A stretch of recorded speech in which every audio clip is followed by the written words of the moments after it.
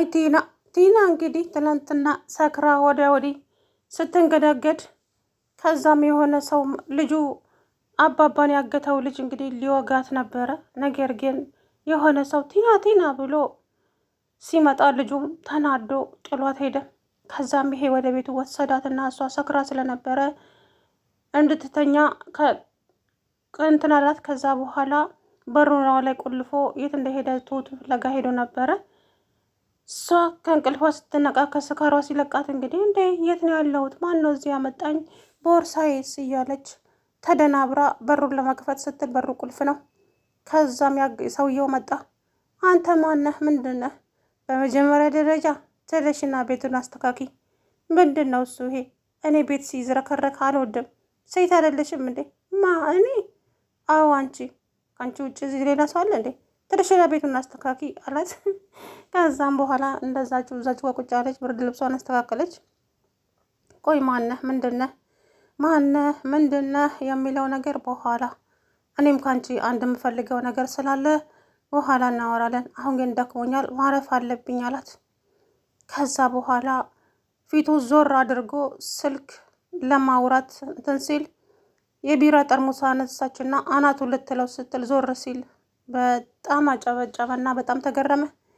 እንዴት ሰው ከሞት አፋፍ ያስጣለውን ሰው ሊገለው ይነሳል? ምን ማለት ነው? አንቺ ሰክረሽ ነበረ። ሲጀመር ሰክረሽ ከመጠጥ ቤት ስትወጪ የሆነ ሰው ሊወጋሽ ሲል ነው እኔ ደርሼ ያስጣልኩሽና ወደዚህ ያመጣሁሽ። አንቺ ግን እኔን ለመግደል እጅሽን ትሰነዝሪያለሽ። እንደዛ እኮ አይደለም። እና እንዴት ነው? በጣም ታሳፍሪያለሽ። ለማንኛውም ቁጭ በይ አላት። ከዛ በኋላ ቁጭ በይ፣ እኔ አሁን ትንሽ ረፍት ማድረግ አለብኝ ልረፍ አላት። እሱም እሺ አለች። ከዛ በኋላ ተኝቶ ከተነሳ በኋላ ቆይ አንተ ማነህ? ምንድነህ የሚለው? አሁን አንቺ መሄድ ከፈለግሽ ትሄጃለሽ፣ ነገር ግን ቅድም እኔ ያስጣልኩሽ ሰውዬ ይገልሻል አላት። እንዴት አወቅ አንተ? አንድ አይነት ስራ ላይ የምንሰራ ሰዎች እኮ እንተዋወቃለን አላት። እሷም እሺ ከኔ የምትፈልገው ነገር ሲላት እሱን ፎቶ አሳየና አይችን ሰው እንዲህ ብላ ደነገጠች። በዛ ተስማሙና ወደ ቤቷ ሄደች። ዳኒም ደግሞ አባባ ያገተውን ልጅ አግኝቶት ቆይ ልጅቷን የት ነው ያደረካት? የማንሽ ልጅ ስለው ቲና እስከ ዛሬ ቤት አልገባችም። እኔ ምን አባቷን አቅላታለሁ ታዲያ? የሷ ጠባቂ ነኝ እንዴ? የምሬ ነው። አንተ ጋር ካለች ንገረኝ ሲለው እኔ ጋር የለችም። በእርግጥም ትናንትና ከመጠጥ ቤት ሰክራ ስትወጣ ሊይዛት ስል የሆነ ሰውዬ መጥቶ ከየት መጣ እንደተባለ አላውቅም፣ ይዟት ሄደ። ከዛ ውጭ አላውቅም።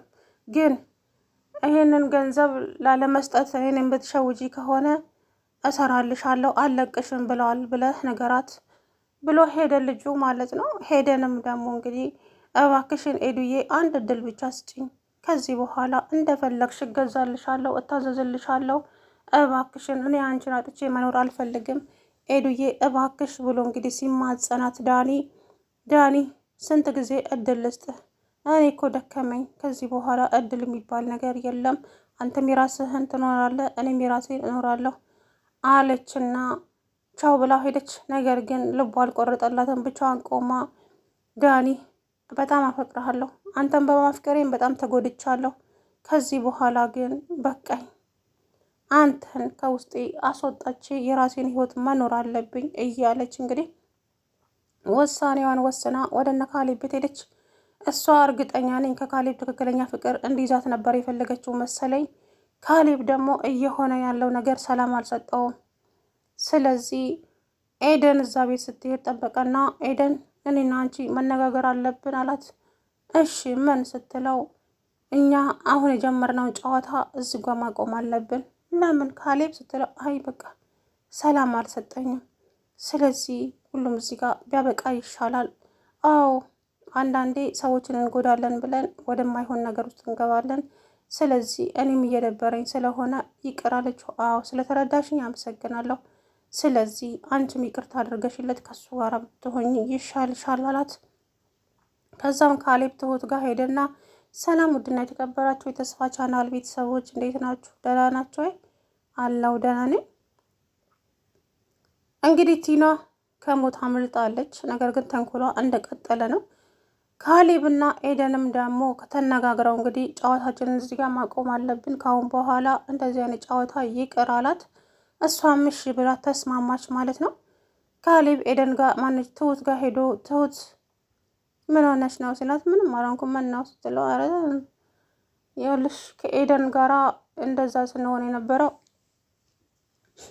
አውቀን ነው ዳኒና ቲናን ለማናደድ ብለን ነው እንጂ ምንም አይነት ነገር የለንም።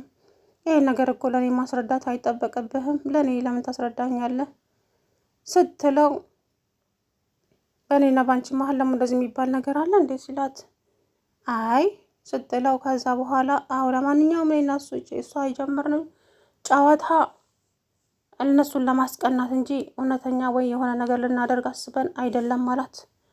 ጥሩ እሺ ጋሼ አዎ ጋሼ አሰሪ አይደለህ እንዴ አለችው። ተናደድና ጥሏት ወጣ። ከዛም ዳኒ ሲመጣ ዳኒ ክችን መጣ። ደስ የሚል ምስራች አለኝ ዛሬ ላንተ አለችው። ምንድን ነው እስቲ ንገረኝ፣ እስቲ ደስ የሚል ነገር ከሰማሁ በጣም ቆየው እኮ ትሁት አላት። ከዛ በኋላ ካሌብና ኤደን የጀመሩት ነገር እኮ የውሸት ነው፣ አንተና ቲናን ለማናደድ ብለው ነው እንጂ ምንም አይነት ነገር አይደለም፣ የእውነት አይደለም ብሎኛል። እውነትሽን ነው ትሁት? የምሬን እኮ ነው። ለምን እዋሻለሁ? እነሱ ለካ እናንተን ለማናደድ ነበር እንደዛ እያደረጉ ያሉት እንጂ የሆነ ነገር ጀምረው አይደለም። ስለዚህ አሁን እኔ የምነግርህ ነገር ቲናን ጠበቅ አድርገህ እንድትይዛት ነው፣ አለበለዛ አሁንም ደግሞ ጩሉሌ መጥቶ ይቀማሃል አለችው። እንኳንም ውሸት ሆነ እንጂ ከዚህ በኋላ እኔ እንዴት እንደምሆንላት አሳይሻለሁ ትሁት። እውነት ከዚህ የበለጠ ደስታ ምን አለ? በጣም ደብሮኝ ነበር እኮ በጣምም ከፍቶኝ ነበረ። ተቀድምም ካሌብን አግኝቼው እኮ እባክህን ልቤን አትስበረው፣ አውቃለሁ ብዙ ነገር አድርጌሃለሁ፣ ግን ደግሞ እኔ ኤደንን አጥቼ መኖር አልችልም ካሌብ፣ እናም እባክህ ብዬ ስለው ዳኒ እኔን ተወኝና እሷን በንግግር ፍቱትና ከእሷ ጋር ተስማምታችሁ ቀጥሉ፣ እኔን ከምታደርቀኝ እሷን ሂድና ይቅርታ ጠይቃትና ከእሷ ጋር ፍቅራችሁን ቀጥሉ ብሎኝ ሄደ። ለካ ለዚህ ነበር እንዴ እያለ አዎ በመሀላቸው ምንም ነገር የለም አለኝ። እናም ከዚህ በለጠ ምንም አይነት ደስታ ስለሌለ ብሎ ትሁቱን ጥሏት ሄደ። በጣም ነው የተደሰተው እውነት ለመናገር ዳኒ፣ ምክንያቱም በጣም የሚወዳትን ልጅ እንግዲህ ካሌብ ወሰደብኝ ብሎ ፊቱን ሲነጭ ነበረ። ያ ደግሞ ትክክለኛ እንዳልሆነ ትሁት ስትነግረው በጣም ነው የተደሰተው እውነት ለመናገር። እናም ትሁት አመሰግናለሁ እውነት ይሄን የመሰለ ነገር ስለነገርሽኝ፣ እውነት ጨንቆኝ ነበረ። በቃ ኤደንን አጥቼ መኖር አልፈልግም እያልኩ ነበረ፣ ግን እግዚአብሔር ይመስገን አለ ማለት ነው።